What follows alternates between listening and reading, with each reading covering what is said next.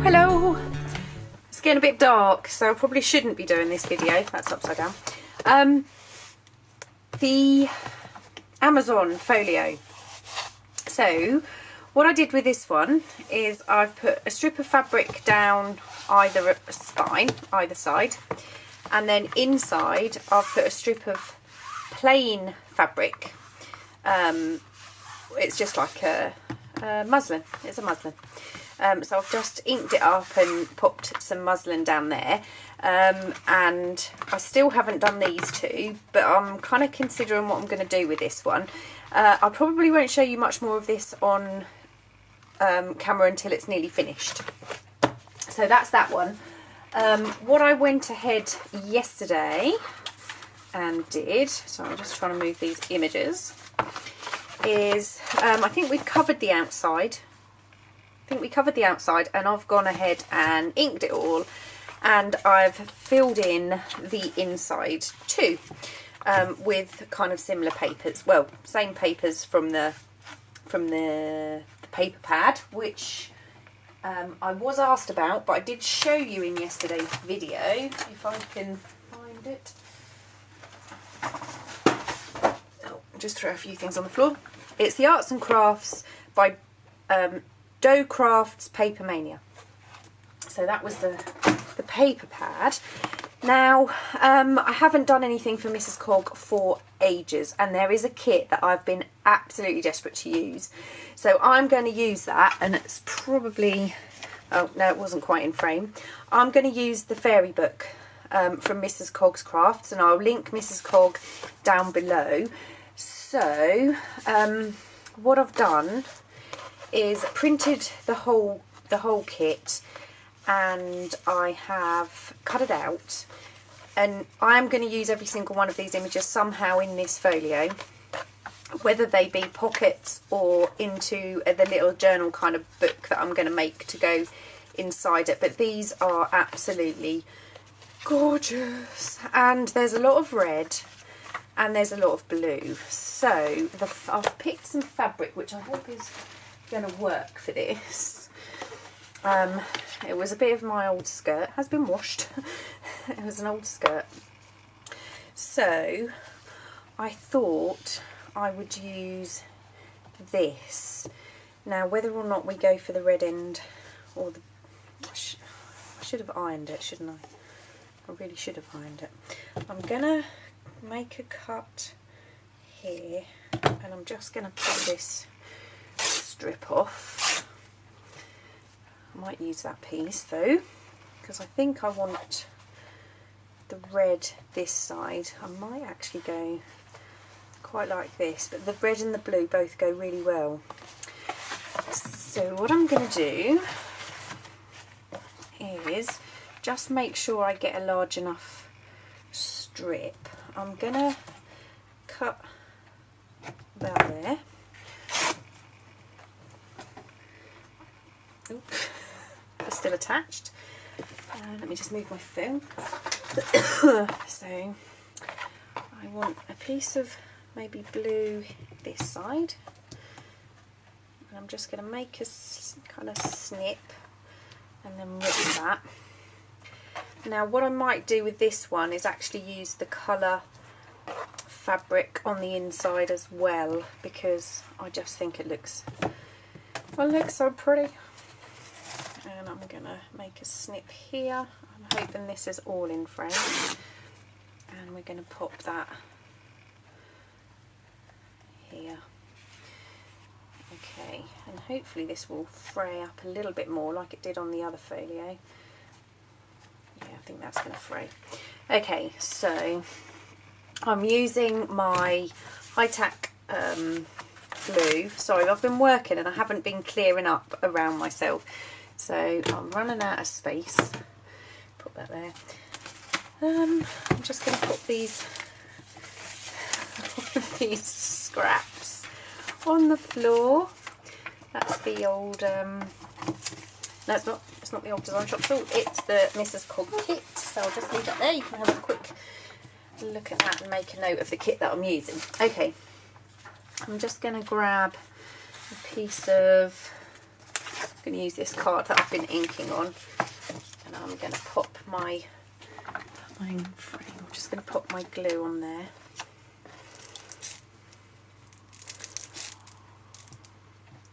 Hopefully that's enough. Okay.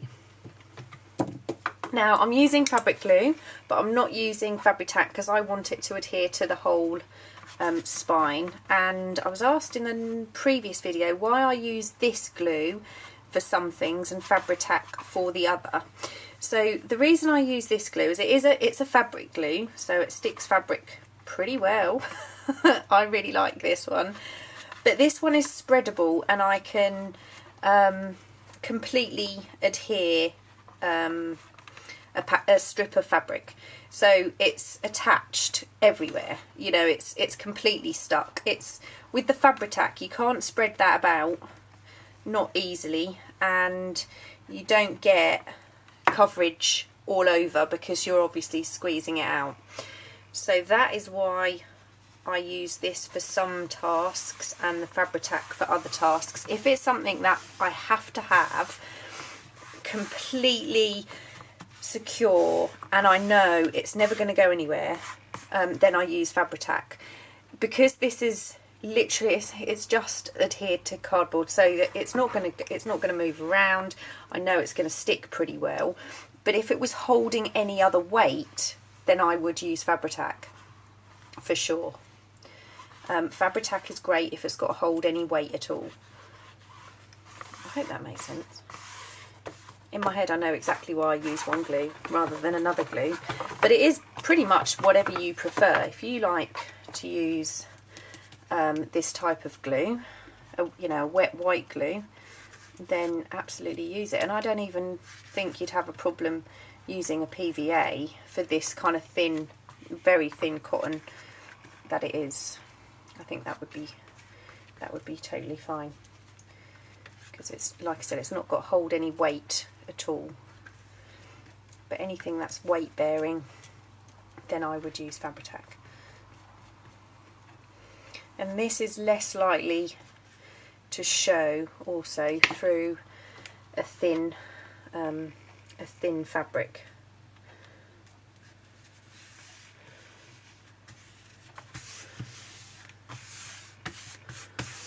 It's not really gonna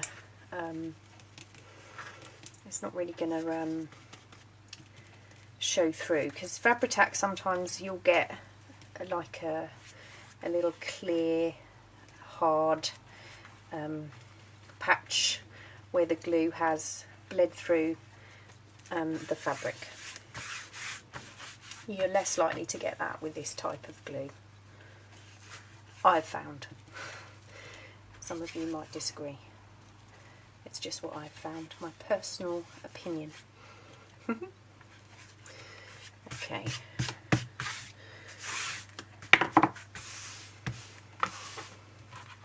So, I really like that. That's so cool. Right, now, do I use the same fabric again on the inside, or do I switch? I'm going to make this a bit thinner, I think, the strips, if I use this, and just cover what I need to. I'm going to make a little snip there. I think this is going to be quite fun, being more brightly coloured than the other one. The other one's a bit more vintage because I'm using the storybook images on this one. I think the bright fabric kind of works with that. I'm thinking Gayle, you know, with her brightly coloured children's books. Gorgeous. So, more glue, and I'm not going to go too far over the edge onto the pattern paper because, like I said, this strip's a little bit smaller, so I just want to, get a bit of my hair.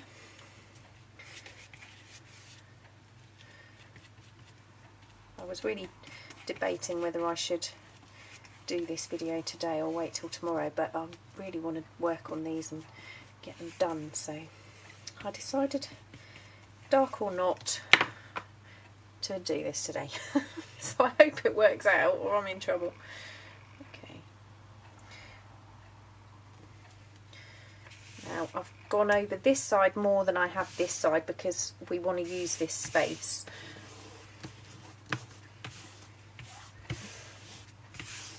Which means I'm going to have a little bit of a flap of fabric there, but that's okay.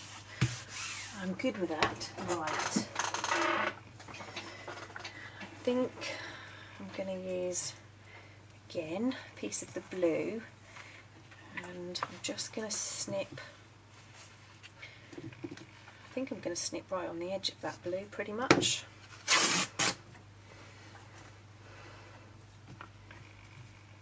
Just cut that pretty much to a bit shorter. So I want this to overlap here just a little bit.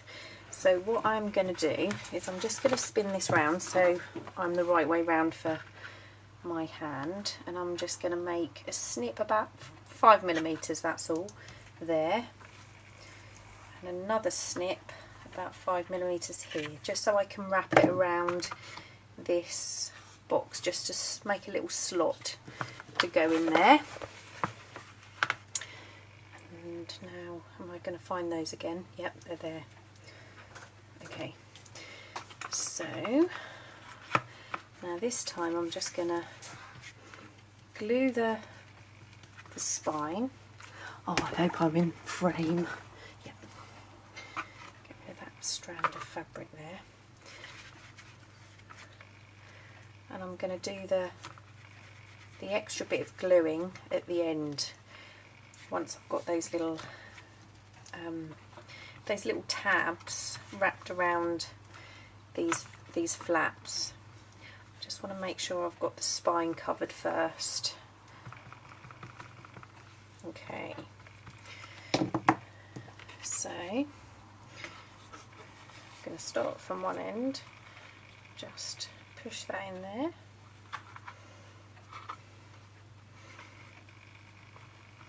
Gently bring it up, put that in there, and then push that down. That was pretty smooth. I wasn't expecting it to be as easy. It was a little bit more difficult on the other one. But we've just got a little overlap here and there, here and there. Okay, so is that still in frame if I do it like this? Okay, so what I'm going to do is I'm going to put a little bit of glue this side and glue that piece down. I'm just going to do the same along the centre. This brush is probably a little bit big for this job.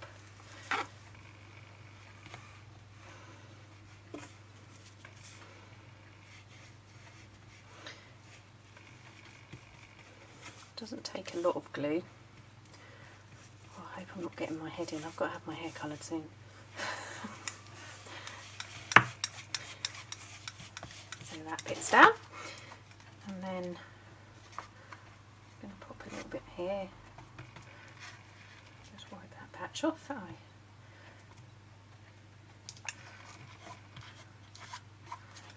There we go. I'm just going to move this, bear with me, and just hope the cat doesn't try and get that. Right, so now what I'm going to do is I'm just going to trim. I'm not going to go directly up to the box because I want to fray a bit of the leftover piece. Okay.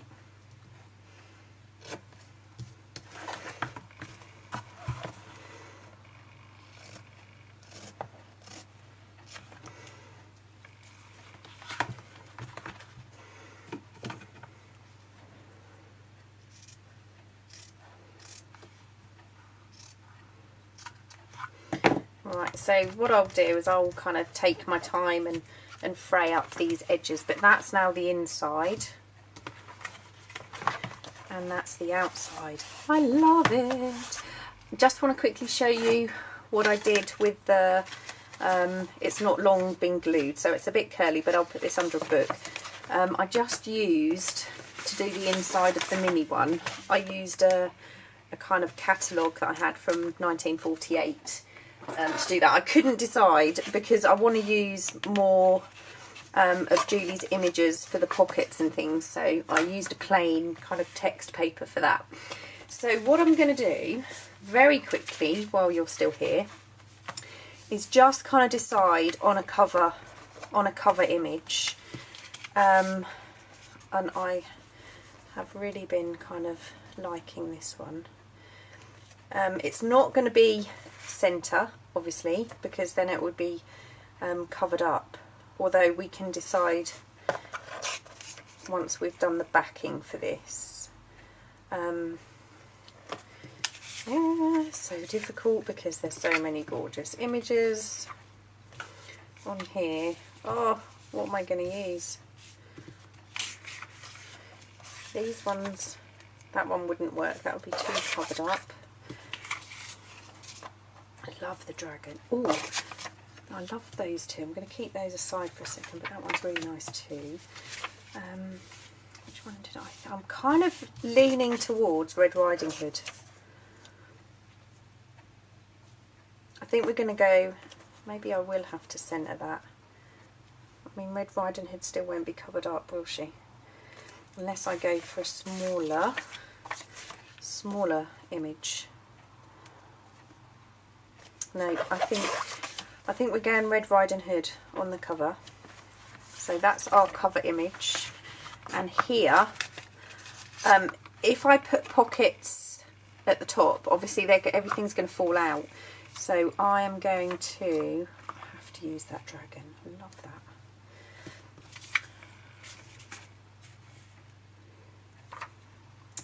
I have a plan for in here, which I hope is going to work. But these are perfect size for these flaps. So it's just a case of, I think that one maybe there, and I think this one maybe for a pocket there. So those are the images I'm going to use. I'm going to sew them and back them, so I'm not going to do that on camera. When I come back, we'll be kind of getting ready, and I'm going to show you how I'm going to attach the booklet that I'm going to make inside here. So that's it so far. This one, and this one are definite, so I'm going to leave those in there. I hope you found it useful. This is the Mrs Cog kit I'm going to use. I will do a little bit more with these images, and we'll do, you know, more crafting together while I do that. But obviously I don't have my sewing machine set up that I can sew constantly on camera, which is a bit of a shame. So I'm going to kind of back these ones ready, and then the ephemera we will kind of make together. Hopefully that will work out. So, you know, Mrs Cog has just the most amazing kits, and so many, such a variety. So, you know, go over and check out Mrs Cog.